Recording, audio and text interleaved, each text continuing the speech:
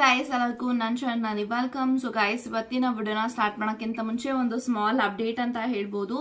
ಯಾರೆಲ್ಲ personal ರೀಡಿಂಗ್ಗೋಸ್ಕರ contact ಮಾಡಬೇಕು ಅಂತ ಅನ್ಕೊಂಡಿದ್ರ ಜಸ್ಟ್ 200 ರುಪೀಸ್ಗೆ ವಾಯ್ಸ್ ನೋಟ್ ಇರುತ್ತೆ, 400 ರುಪೀಸ್ಗೆ ಫೋನ್ ಕಾಲ್ ರೀಡಿಂಗ್ ಇರುತ್ತೆ. ಇವೆರಡು ಆಪ್ಷನ್ ಅಲ್ಲೂ ಕೂಡ ಅನ್ಲಿಮಿಟೆಡ್ ಆಗಿ ಕ್ವಶನ್ಸ್ ಕೇಳ್ಬೋದು, ಅನ್ಲಿಮಿಟೆಡ್ ಆಗಿ ಮಾತಾಡ್ಬೋದು. ಈ ಒಂದು ಆಫರ್ ಯಾವಾಗೆಲ್ಲ ಇರುತ್ತೆ ಅಂತ ಹೇಳ್ತೀನಿ, ಅವಾಗೆಲ್ಲ ನೀವು ಯುಟಿಲೈಸ್ ಮಾಡ್ಕೊಳ್ಳಿ. ನಾನು ನೆಕ್ಸ್ಟ್ ಅನೌನ್ಸ್ ಮಾಡದಿರೋ ಸಮಯದಲ್ಲಿ ಇವೆರಡು ಆಫರ್ ಇರೋದಿಲ್ಲ ಅಂತ ಹೇಳ್ತೀನಿ. ಸೊ ಈ ಒಂದು ಆಫರ್ ಏಪ್ರಿಲ್ 20th ಒಳಗಡೆ ಇರುತ್ತೆ ಅಂತ ಹೇಳ್ಬೋದು. ಸೊ 20th ಆದ್ಮೇಲೆ ಯಾರೆಲ್ಲ ರೀಡಿಂಗ್ಸ್ ಪಡ್ಕೋತೀರಾ ಅವ್ರಿಗೆಲ್ಲ ಬೇರೆ ರೇಟಲ್ಲಿ ರೀಡಿಂಗ್ಸ್ ಇರುತ್ತೆ. ಈ ಎರಡು ಕಾಸ್ಟ್ ಅಲ್ಲಿ ಇರೋದಿಲ್ಲ ಅಂತ ಹೇಳ್ಬೋದು. ಸೊ ಇಂಟ್ರೆಸ್ಟ್ ಇದ್ದವರು ಖಂಡಿತ ಕಾಂಟ್ಯಾಕ್ಟ್ ಮಾಡಿ ಅಂಡ್ ಅಪಾಯಿಂಟ್ಮೆಂಟ್ಸ್ ನ ಬುಕ್ ಮಾಡ್ಕೊಳ್ಳಿ. ಸೊ ಯಾರಿಗೆಲ್ಲ ರೀಡಿಂಗ್ ಸಿಕ್ಕಿಲ್ಲ ಖಂಡಿತವಾಗ್ಲೂ ರೀಡಿಂಗ್ ಸಿಗತ್ತೆ, ವೆಯ್ಟ್ ಮಾಡ್ತಾ ಇರಿ ಅಂತ ಹೇಳ್ತೀನಿ. ಸೊ ಯಸ್ ಗೈಸ್, ಸೊ ಈ ಒಂದು video the most requested video ಅಂತ ಹೇಳ್ಬೋದು. ನೀವು ಯಾರ ಜೊತೆ ರಿಲೇಶನ್ಶಿಪ್ ಅಲ್ಲಿ ಇದ್ದೀರಾ, ಆ ಒಂದು ವ್ಯಕ್ತಿ ನಿಮ್ಮನ್ನ ಎಷ್ಟು ಪ್ರೀತಿ ಮಾಡ್ತಿದ್ದಾರೆ, ಎಷ್ಟು ಕೇರ್ ಮಾಡ್ತಿದ್ದಾರೆ ಎಲ್ಲಾನು ಕೂಡ ನಮಗೆ ತಿಳಿಸ್ಕೊಡಿ. ಅವರ ಫೀಲಿಂಗ್ಸ್ ಏನು ಎಲ್ಲಾನು ಕೂಡ ತಿಳಿಸ್ಕೊಡಿ ಅಂತ ಈ ಒಂದು ವಿಡಿಯೋನ ಕೇಳಿದ್ದೀರಾ. So finally this video is out. ಈ ಒಂದು ವಿಡಿಯೋ ಮ್ಯಾರಿಡ್ ಆಗಿರುವಂತ ಹಸ್ಬೆಂಡ್ ಅಂಡ್ ವೈಫ್ಗೂ ಕೂಡ ರೆಸನೇಟ್ ಆಗುತ್ತೆ. ಸೊ ರಿಲೇಶನ್ಶಿಪ್ ಅಲ್ಲಿ ಇದ್ದವ್ರಿಗೆ ಈ ಒಂದು ರೀಡಿಂಗ್ ಅಂತ ಹೇಳ್ತೀನಿ. ಸೊ ಬ್ರೇಕಪ್ ಅಲ್ಲಿ ಇರೋರು ಈ ಒಂದು ವಿಡಿಯೋನ ಸ್ಕಿಪ್ ಮಾಡಬಹುದು. ಓಕೆ, ಸೊ ಇವಾಗ ನೋಡೋಣ, let's begin. So 2 of cups ಇದೆ, 6 ಆಫ್ ಪೆಂಟಿಕಲ್ಸ್, 9 ಆಫ್ ವಾನ್ಸ್, ಇರೋಫೆಂಟ್ ಇದೆ. ಸೊ ಏಸ್ ಆಫ್ ಸೋಲ್ಸ್ ಇದೆ and we have chariot bottom of the card. So guys ಯಾರೆಲ್ಲ ಈ ಒಂದು ವಿಡಿಯೋನ ನೋಡ್ತಾ ಇದ್ದೀರಾ, bottom of the card chariot ಇದೆ ಅಂಡ್ ಏಸ್ ಆಫ್ ಸೋಲ್ಸ್ ಇದೆ and we have ಇರೋಫೆಂಟ್, 9 of ವಾನ್ಸ್. Okay, 9 of ವಾನ್ಸ್ ಇದೆ, 6 ಆಫ್ ಪೆಂಟಿಕಲ್ಸ್ ಇದೆ ಅಂಡ್ 2 ಆಫ್ ಕಪ್ಸ್ ಇದೆ. ಸೊ ಗೈಸ್ ಯಾರೆಲ್ಲ ಈ ಒಂದು ವಿಡಿಯೋನ ನೋಡ್ತಾ ಇದ್ದೀರಾ, ಸೊ ಡೆಫಿನೆಟ್ ಆಗಿ ಹೇಳ್ಬೇಕಂತ ಅಂದ್ರೆ, ಸೊ ನೀವು ಯಾರ ಜೊತೆ ರಿಲೇಶನ್ಶಿಪ್ ಅಲ್ಲಿ ಇದ್ದೀರಾ ಆ ಒಂದು ವ್ಯಕ್ತಿ ನಿಮ್ಮ ಜೊತೆಗೆ ಟ್ರೂ ಆಗಿದ್ದಾರೆ, ಆನೆಸ್ಟಿ ಆಗಿದ್ದಾರೆ, ಇದರಲ್ಲಿ ಯಾವುದೇ ರೀತಿ ಅನುಮಾನ ಇಲ್ಲ ಅಂತ ನಾನು ಹೇಳ್ತೀನಿ. ಅವರು ನಿಮ್ಮನ್ನ ಎಷ್ಟು ಇಷ್ಟ ಪಡ್ತಾರೆ ಅಂದ್ರೆ ನೋಡಿ, 2 ಆಫ್ ಕಪ್ಸ್ ಇರೋದ್ರಿಂದ this card represent made for each other. ಒಂದು ಟ್ವಿನ್ ಫ್ಲೇಮ್ ಜರ್ನಿನ ತೋರಿಸ್ತಾ ಇದೆ, ಒಂದು ಸೋಲ್ಮೇಟ್ ಜರ್ನಿನ ತೋರಿಸ್ತಾ ಇದೆ. ನೀವಿಬ್ರು ಒಂದು ಸೋಲ್ಮೇಟ್ ಕನೆಕ್ಷನ್ ಅಲ್ಲಿ ಇರ್ಬೋದು, ಟ್ವಿನ್ ಫ್ಲೇಮ್ ಕನೆಕ್ಷನ್ ಅಲ್ಲಿ ಇರ್ಬೋದು. ಈ ಒಂದು ವ್ಯಕ್ತಿಯ ಜೊತೆಗೆ ಒಂದು ಪಾಸ್ಟ್ ಲೈಫ್ ಬ್ಯಾಗೇಜ್ ಇದೆ. ಪಾಸ್ಟ್ ಲೈಫ್ ಬ್ಯಾಗೇಜ್ ಅಂದ್ರೆ ಓದು ಜನ್ಮದಿಂದನೂ ಈ ಒಂದು ವ್ಯಕ್ತಿ ನಿಮ್ಮ ಲೈಫ್ ಅಲ್ಲಿ ಇದ್ದಾರೆ. ಯಾವುದೇ ಕಾರಣಕ್ಕೂ ಈ ಒಂದು ವ್ಯಕ್ತಿ ನಿಮ್ಮಿಂದ ದೂರ ಆಗಿಲ್ಲ ಅಥವಾ ಯಾವುದೇ ಕಾರಣಕ್ಕೂ ಅವರು ನಿಮ್ಮನ್ನ ಈ ರಿಲೇಶನ್ಶಿಪ್ ಅಲ್ಲಿ ಗಿವ್ ಅಪ್ ಮಾಡಲ್ಲ. ನಿಮ್ಮನ್ನ ಅವರು ಅಕ್ಸೆಪ್ಟ್ ಮಾಡಿದ್ದಾರೆ. ನೀವು ಯಾವ ತರ ನಿಮ್ಮ ಜೀವನದಲ್ಲಿ ಇದ್ದೀರಾ ಅದೇ ರೀತಿ ಅವರು ನಿಮ್ಮ ಲೈಫ್ ಅಲ್ಲಿ ಅಕ್ಸೆಪ್ಟ್ ಮಾಡಿದ್ದಾರೆ. ಸೊ ಯಾವುದೇ ರೀತಿ ನಿಮ್ಮನ್ನ ಆಯ್ಕೆ ಮಾಡ್ಕೊಂಡಿರೋದ್ರಿಂದ ಅವ್ರಿಗೆ ರಿಗ್ರೆಟ್ ಇಲ್ಲ, ಗಿಲ್ಟ್ ಇಲ್ಲ. ಯಾಕಂತ ಅಂದ್ರೆ ಈ ಒಂದು ಸಂಬಂಧದಲ್ಲಿ ನಿಮ್ಮ ಪರ್ಸನ್ ಸ್ಯಾಟಿಸ್ಫ್ಯಾಕ್ಷನ್ ಅಲ್ಲಿದ್ದಾರೆ, ತೃಪ್ತಿಯಲ್ಲಿದ್ದಾರೆ. This person wants you. So ಏನೇ ಆದ್ರೂ ಅವರ ಲೈಫ್ ಅಲ್ಲಿ ಯಾರು ಇರ್ಲಿ ಬಿಡ್ಲಿ, ನೀವು ಅವ್ರ ಲೈಫ್ ಅಲ್ಲಿ ಇರ್ತೀರಾ ಅನ್ನೋ ಒಂದು ಕಾನ್ಫಿಡೆಂಟ್ ಅಲ್ಲಿ ಇದ್ದಾರೆ. ಅದಕ್ಕೂ ಜೊತೆಗೆ ನಿಮ್ಮ ಪಾರ್ಟ್ನರ್ ಒಂದು ಸ್ಯಾಟಿಸ್ಫ್ಯಾಕ್ಷನ್ ರಿಲೇಶನ್ಶಿಪ್ ಅಲ್ಲಿ ಇದ್ದಾರೆ ಅಂತ ನಾನು ಹೇಳ್ತೀನಿ.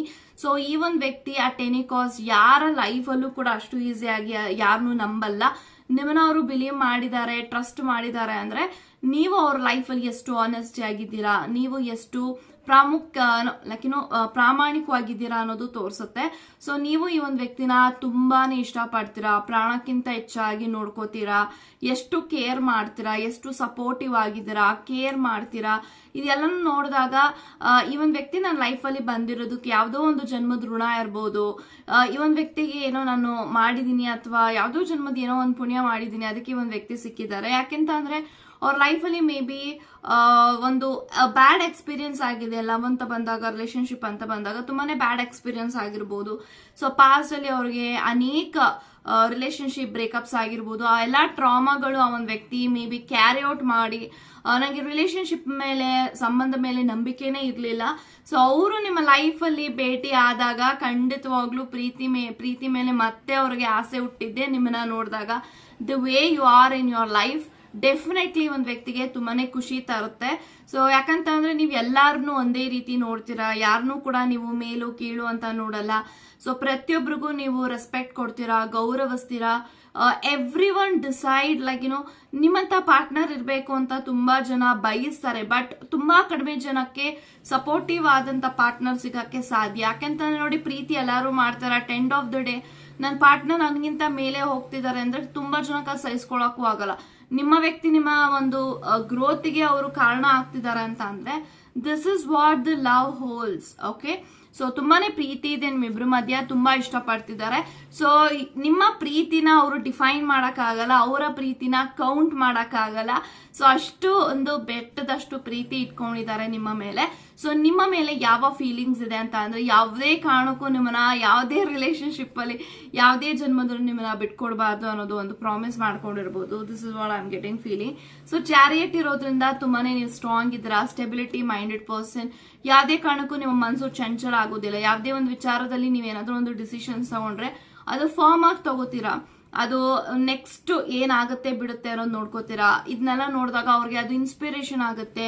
ನನ್ನ ವ್ಯಕ್ತಿ ಒಂದು ಬೋಲ್ಡ್ ಆಗಿ ಡಿಸಿಷನ್ಸ್ ತಗೊಂತಾರೆ, ಸ್ಟ್ರಾಂಗ್ ಮೈಂಡೆಡ್ ಇದ್ದಾರೆ, ಅವ್ರು ಯಾವುದೇ ಕಾರಣಕ್ಕೂ ಮನಸ್ಸು ಚಂಚಲ ಆಗೋದಿಲ್ಲ, ಅವ್ರ ಮೈಂಡ್ ಎಷ್ಟು ಫರ್ಮ್ ಆಗಿದೆ. ಈ ರೀತಿ ಇರಬೇಕು ನನ್ನ ಪಾರ್ಟ್ನರ್ ಅವರ ಮೈಂಡ್, ನನಗೂ ಇದೇ ರೀತಿ ಒಂದು ಬುದ್ಧಿ ಬರಬೇಕು, ಇವ್ರ ಜೊತೆ ಸೇರ್ಕೊಂಡು ನಾನು ಹಿಂಗೆ ಆಗ್ಬೇಕು, ಈ ರೀತಿ ಎಲ್ಲ ಅವ್ರಿಗೆ ಅನ್ಸುತ್ತೆ. And as of source, so definitely this person is like ತುಂಬಾನೇ ನಿಮ್ಮನ್ನ ಸಕ್ಸಸ್ಫುಲ್ ಆಗಿ ನೋಡ್ಬೇಕು ಅಂತ ಅವ್ರಿಗೆ ತುಂಬಾ ಆಸೆ ಇದೆ.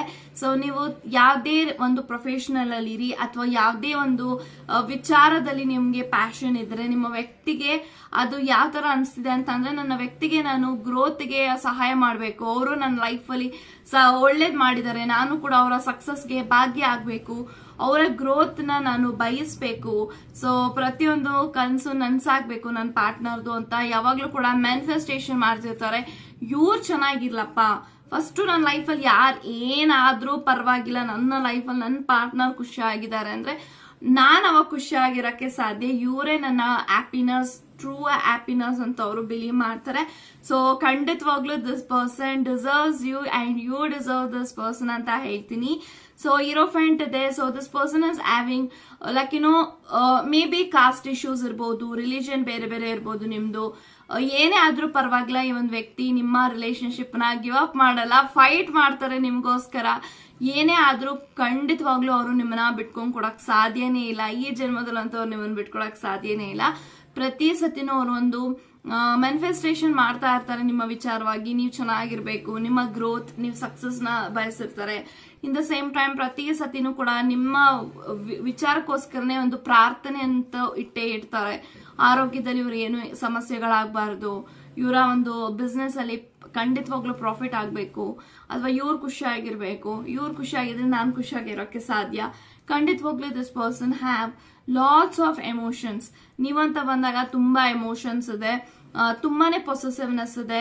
ಸೊ ನಿಮ್ಮ ಪ್ರೀತಿ ಅವ್ರಿಗೆ ಮಾತ್ರ ಸಿಗ್ಬೇಕು, ಬೇರೆಯವ್ರಿಗೆ ನೀವು ಅಟೆನ್ಷನ್ ಕೊಟ್ಟರು ಅವ್ರಿಗೆ ಬೇಜಾರಾಗತ್ತೆ. This is what I am getting feeling. But ಖಂಡಿತವಾಗ್ಲೂ ಅವರು ನಿಮ್ಮನ್ನ ತುಂಬಾನೇ ಮನಸಾರೆ ಒಪ್ಕೊಂಡಿದ್ದಾರೆ ರಿಲೇಶನ್ಶಿಪ್ ಅಲ್ಲಿ. ಈ ರಿಲೇಶನ್ಶಿಪ್ ಅಲ್ಲಿ ಯಾವುದೇ ರೀತಿ ಐಡನ್ ಸಿಕ್ಕಿಲ್ಲ ಅಥವಾ ಯಾವುದೇ ರೀತಿ ಮಿಸ್ಅಂಡರ್ಸ್ಟ್ಯಾಂಡಿಂಗ್ಸ್ ಇಲ್ಲ. ನಿಮ್ಮಿಬ್ರ ಮಧ್ಯ ಒಂದು ಕ್ಲಾರಿಟಿ ಇದೆ, ನಿಮ್ಮಿಬ್ರಿಗೂ ನಿಮ್ಮ ಜೀವನದಲ್ಲಿ ಏನ್ ಬೇಕು ಏನ್ ಬೇಡ ಅನ್ನೋದ್ರ ಬಗ್ಗೆ ನಿಮ್ಗೆ ಕ್ಲಾರಿಟಿ ಇದೆ. ಆ ಕ್ಲಾರಿಟಿನಲ್ಲೇ ನಿಮ್ಮ ಲೈಫಲ್ಲಿ ನೀವು ಮುಂದೆ ಹೋಗ್ತಾ ಇದ್ರ. ಸೊ ಖಂಡಿತವಾಗ್ಲೂ ನಿಮ್ಮೆಲ್ಲರಿಗೂ ಒಳ್ಳೇದಾಗ್ಲಿ ಅಂತ ಅನ್ಕೋತಾ ಗಾಡ್ ಬ್ಲೆಸ್ ಯು ಗೈಸ್.